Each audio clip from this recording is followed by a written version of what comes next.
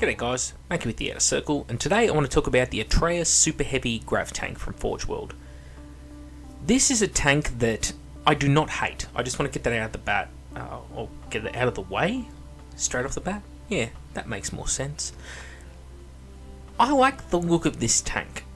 However, to myself and to many other people I've spoken with, this tank does not look or feel like a 40k tank.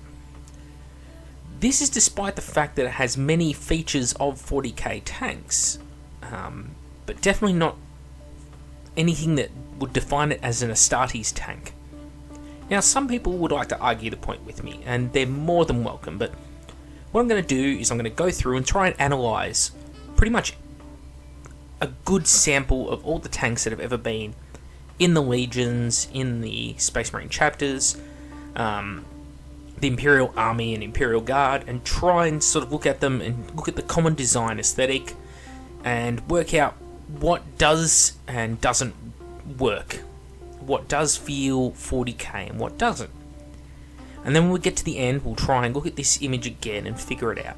So, first thing to keep in mind when it comes to 40k, there are probably three real obvious types of tank that have influenced the game. The first is the Venerable Mark 1, 2, 3, 4, or 5, Mark 4 star, whatever, World War I tanks. These obviously feature the octagonal hull with the track going all the way around, big goofy side sponsons that have been copied very much in like the Lehman Russ tank design, that kind of thing. A fake variant, of course, was used in Raiders of the Lost Ark, and that introduced one of these with a turret on top, which again, pretty much bang on for a Lehman Russ. This is the first tank to think of when you think of influences for 40k. The next thing to think of is the good old M113. I bring this up because this is essentially what the Rhino is. Big sloped front hull, all the hatches are up on top, there's no front door, that kind of thing. Obviously you've got your headlights on the side, so this is the more modern aspect. So you combine the previous tank, this one here, and this one together to get the rough shape of your 40k tanks. Generally with this hull and these tracks added together. And lastly, you have things like multiple turret designs of like the Soviet T-28 tanks from pre-World War II era. So, with this in mind, let's look at, again, a whole range of different 40k tanks and try and figure out how they fit into this design aesthetic. Let's have a go at that now, shall we? So first off, you have your Rogue Trader era Rhinos, original plastic Mark 1 Rhino. Straight off the bat, you've got that M113 hull shape with the really sloped front, the cupola on top, hatch at the back, ramp that drops down as well. And you've got the octagonal style track, albeit not completely octagonal, more of a trapezoidal, I guess, if we're getting into geometry, structure to it. You also have the multiple weapon sponsons, again like on the Soviet T-28. Very clear design aesthetic. When we look at the original Land Raider, this has a very pronounced octagonal shape to it. Something that's been carried over into reimaginings of this tank. And again, sloped hull, in this case however, no ramp, and the top hatch in that is not multiple laid out. But it makes up for it by having the additional side sponsons, like on those World War I era tanks.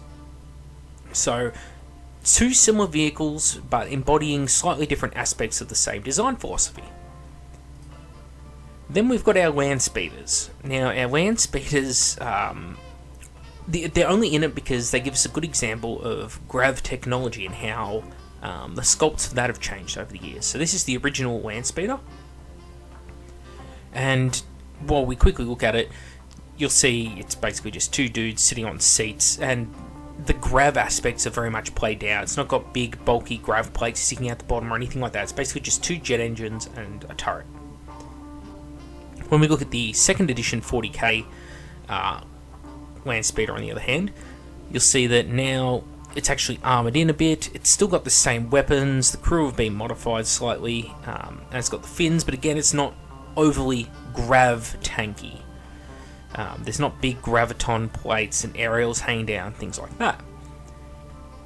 That is something that comes in later, and I'll talk more about it when we get to it. This here is actually a 2nd edition, I believe, possibly even Rogue Trader era conversion that was made. This is actually a deodorant bottle it was made out of, and this was put in White Dwarf by Games Workshop. They made it. And this was to represent sort of Imperial grav tanks. Now, obviously, this doesn't look anything like any of the other grav speeders or grav vehicles that have come along since, but again, I thought I'd put it in there just for the sake of inclusiveness. Some things to note: does have the multiple turret thing going on, does have a cockpit at the front of the vehicle, which is something that has carried over to many tanks, having a single cockpit or single cockpit bulge, or driver's hatch is again something that's very prevalent. Also the multiple missile launcher, that kind of thing. So yeah, interesting design. The next evolution, of course, the land speeder, started in 3rd edition, and this is the one basically everyone knows. Now this one does have the grav plating on the underside and sort of this bumper bar going on around the front. However, again, the design mostly focuses around the fact that it's got these big jet engines at the back, which, well, you can't really see in the picture I've selected, but we know they're there. So, that's grav technology. I thought I'd just get it out of the way nice and quickly, and then we'll get back into the tanks. So, Land Raider. Early 3rd edition, we get this, plastic Land Raider. Now, unlike the previous Land Raider, the octagon is nowhere near as crazy. We've also introduced the front hatch to the vehicle. So what's happened now is you've essentially taken the back half of a World War I tank and the sides of one, and merged it with the, I guess you could say, the rear of an M113 by putting the hatch at the front of the vehicle instead. This also is similar to like landing barges from D-Day and that kind of thing, and this is really like the land equivalent of that. You know, instead of having a boat drive on the beach, this is a land ship, right? Which is what the original tanks were. Also, it has the multiple cupolas and weapon mounting points and multiple turrets thing going on. Also worth noting, however, the only vision slits are a driver's vision slit, which is down in this region here, and the slots in the cupolas, and that is something that again carries over through all the 3rd edition onwards vehicles. It is very clear where people can and can't see out of their vehicles. Rhino Mark II, again 3rd edition 40k. Vision slits, little periscopes mounted in the cupola, and another one for the weapon. Again, you can mount weapons in both, you can mount cupolas in both. It's very much the M113 feel and the old trapezoidal design. So it has all the same aesthetics of the original Rhino. Then we've got the Leman Russ. Now, this is a Forge World Death Core of Krieg, I believe, upgraded Leman Russ. I picked it because it looks cool, right? Leman Russes, as we know them, came into being, I think, late 2nd edition from memory. Most of the variants were all metal turrets and that, and it was just the hull was plastic, except on like the basic model of the tank. Now, in this instance, you have that trapezoidal structure, just like on the Mark 1 era, World War I era tanks, the Mark 1s, and it's got like the same exposed bits of suspension and little side hatches, lots of rivets. It's very much a World War I feeling tank, right down to the hull itself. The hull with the front vision slit, instead of a machine gun, it's got a laser cannon sticking through. So it's basically that tank in a nutshell, with the addition of a turret, and of course the proportions have been cartoonified a little bit for 40k purposes. Then you move on to things like Forge World. Here we have the Macarius Vanquisher, the twin Vanquisher turret. So this introduced, I believe this is the first kit that introduced the twin turret, outside of like Leman Russ Annihilators, Predator Annihilators, that kind of thing. So as you can see, the turret is two big guns side by side, close together in a single big turret. And this very much has the feel of like a Tiger battle tank. It's still got that octagonal hull shape to it. It's still got the side sponsons, but they've varied it up a little bit in the hull. Instead of going for the M113 shape, they went for like that Soviet T-28. So it's got the additional gun turrets, and again, important thing, vision slits. You know there's one here, you know there's one, or actually several, going around the top here, as well as up on the cupola and the periscopes, obviously, for the gun. So again, same thing carried over. They've just upscaled existing thematic ideas. When we look at the Melkador, same thing again. This is basically just a bigger Lehman Russ or a smaller Macarius when you think about it. Same hull shape. The same thing going on with hull-mounted guns and turrets. And so again, the theme is very strong. Then we get to the start of the Horus Heresy kits. Here we have the Legion Fellblade. And again, it embodies that T-28 concept of big guns, many turrets. Vision-wise, you have a driver's slit at the front, and then you have the cupolas up on top, and whatever ones are mounted on the main turret. That's it.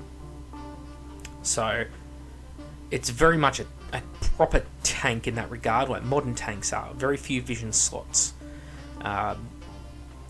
Weapons-wise, it does have side sponsons, and they're in the style of that Rogue Trader era Land Raider, where they're exposed. They're not armoured in and boxed in, they're actually out on their own little pintles. Because it looks cool, right? The octagonal design is there as well in the tracks, and the tracks still cover the entire side of the hull, which is again is a theme that's carried over through every one of our previous tanks. The sides of the hull are completely, from top to bottom, the same size as the tracks. Basically, any hatches that are mounted on the vehicle go between the two layers of tracks. The Sikaran tank. This is taking the design to its extreme. The trapezoidal shape has been slimmed right down the front. This almost looks like if you had a Lehman Russ going in reverse. So if I go back and show you the Melkador, the way these tracks face are the exact opposite on the Sikaran. This long, sleek slope comes at the front instead of at the rear. So it's basically a flipped around version of the existing tanks. It has that single cockpit concept that's been carried over, but it also has the hull-mounted front gun, like on those World War I designs. Added to that, it has the twin turret. Now this is the first time that the twin turret has been separated, as in the guns have been moved completely to the sides of the turret, as opposed to being two guns mounted in a single mounting in the same point of the turret working in unison. One could almost say that perhaps these guns work separately.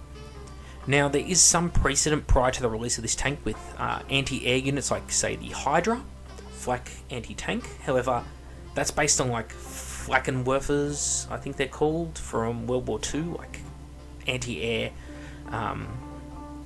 platforms that were mounted on like Panzer IV tanks and that. The Germans, not hugely important, but you know, anti-air guns are a bit different to main tank guns, we'll say.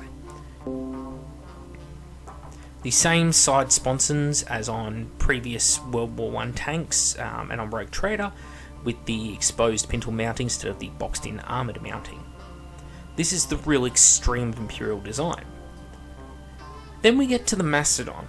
Now, I did a video about the Mastodon called the Mastodon Problem, where I talk about how it doesn't embody the aspects of the Imperium well.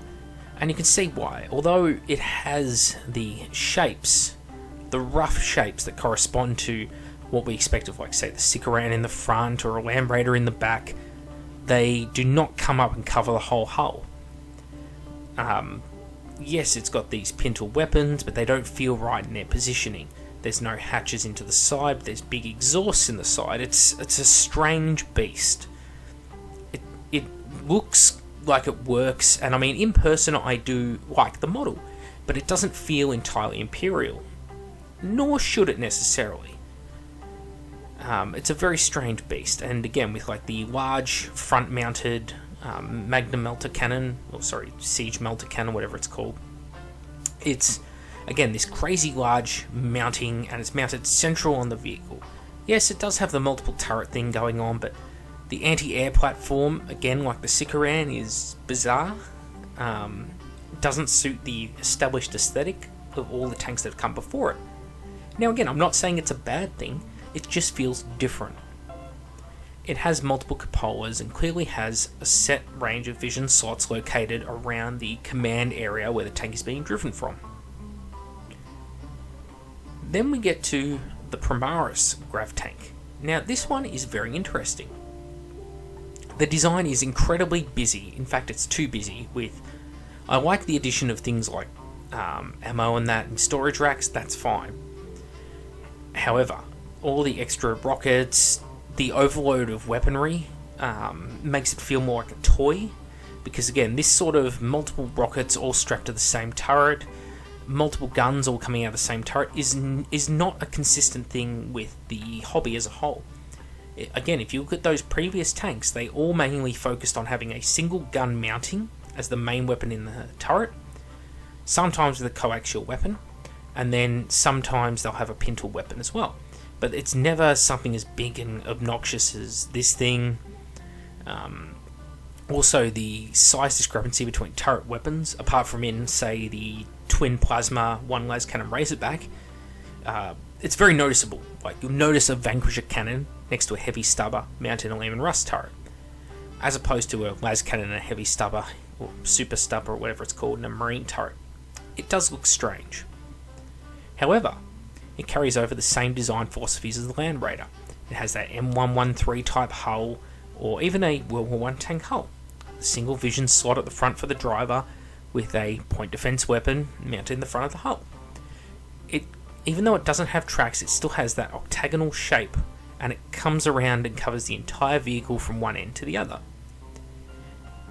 However, it has large, bulky grav plating that's very different to previously established vehicles, namely the land speeders and that kind of thing. Also, the prevalence of antenna and things like that are not something that's hugely noticeable in previous tanks. And the last thing that's a bit odd is the addition of all these extra viewports. Now, I'm aware that some tanks like the Baneblade or the Macarius, for example, have additional viewports. However, they work within the design because there's usually a second raised area between the hull and the turret that those viewpoints are mounted in. These are almost like periscopes just coming out of the direct top of the hull, which is a strange thing to see. Again, not saying it's bad, but it's a strange thing to see. Then we get to the topic of the show, the Astraeus Super Heavy tank. This has taken it to extremes because we have that massive grav plating, and it actually looks more like the Nebuchadnezzar out of the Matrix films. They're hover tanks.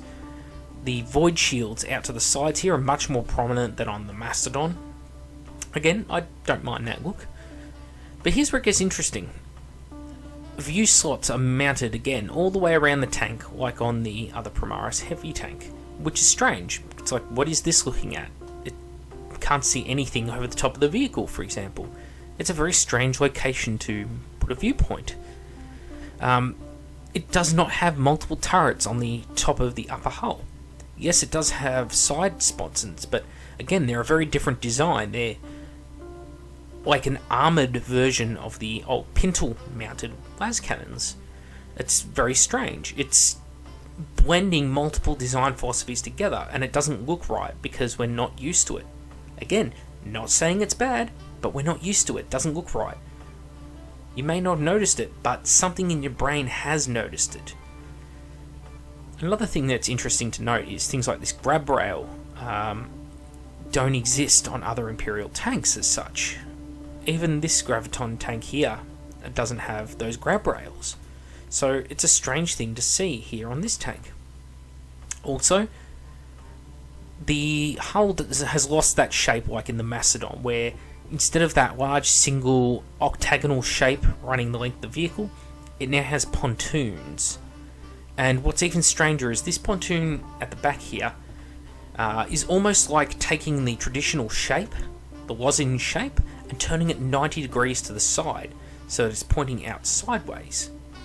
But what's strange with the design is the sloped front of the tank. That's something that again was carried over in this design. We have a nice slope coming up to the driver's hatch and the weapon mounted beside it is gone.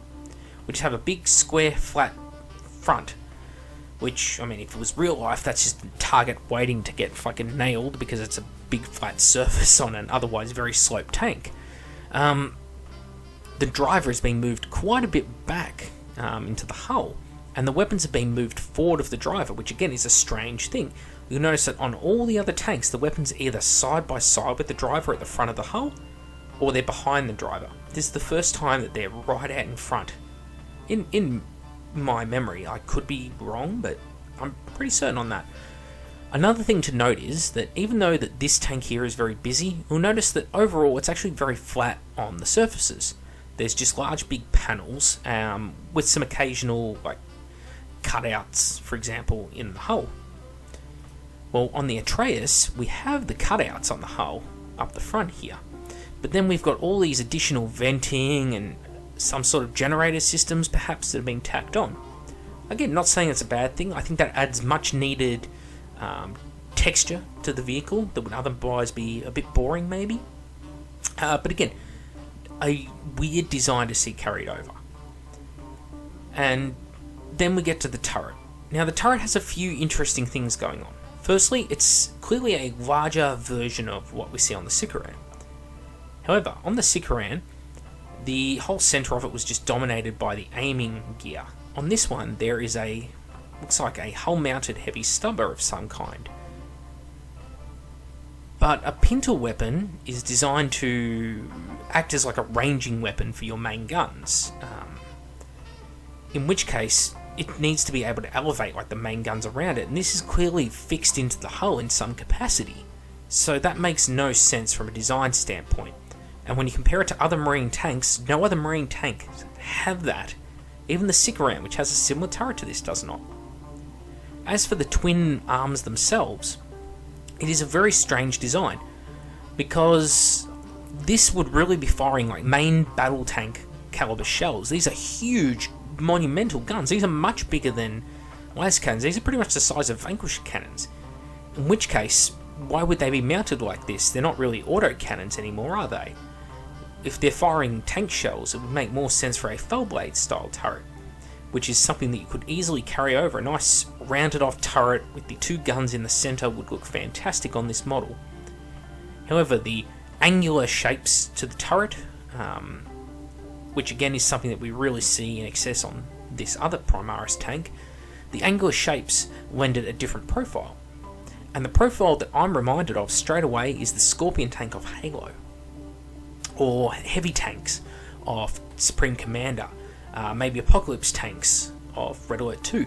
There's a whole bunch of different vehicles that have this twin turret aesthetic, and it looks strange. It almost looks like the front turrets are like the Tentative 4 from Star Wars, you know, Princess Leia's spaceship with the little T-shaped front section. You know, it's a whole clash of different design philosophies, and it's like it has definitely parts of the Imperium there. This front section, this first pontoon on each side, looks perfect. It looks like a Sikaran tank, or a Land Raider, or a Rhino, that kind of thing. It's everything else that feels off, and it pretty much starts from these gun turrets backwards, and in this centre section backwards. It's a very bizarre design choice. I'm not calling it bad, don't get me wrong, but it's hard to see it as a marine tank. So I think that's where a lot of people are having problems with the vehicle.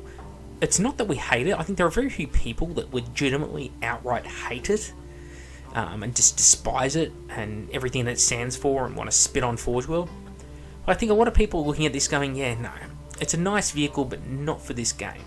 So anyway, that's that. We've got a lot of other videos coming up soon, so hopefully I'll get them out as quickly as I can, especially this thing. Holy crap, when I saw this thing first thing this morning, I was like, that's a butt plug. So yeah, can't wait to do a video on that thing. Yeah, no, that's great. Anyway, thoughts and comments below the video. Let me know what you think about my deconstruction of like different vehicles and the design aesthetic that's been carried over through all these different vehicles. And maybe you can play a drinking game. Every time I said design or aesthetic, have a drink. See how far you can get, right? Mac with the Outer Circle, thank you all for watching, and I'll see you all next time.